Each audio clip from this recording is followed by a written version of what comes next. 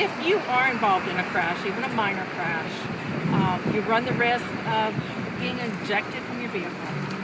But most importantly, you become a missile inside your vehicle. No human being has the strength to hold themselves in a vehicle, in a seat, safely.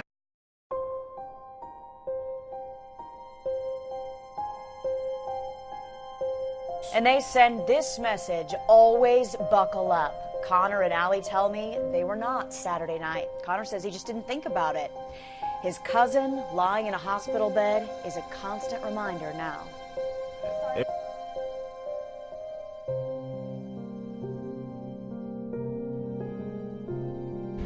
One of the biggest factors is without a restraint you don't know where you're going to end up.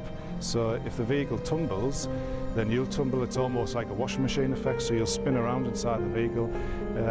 Your head's going to come into contact with the pillars in the vehicle and the dashboard, and that's where you're going to get injuries that are going to be significant.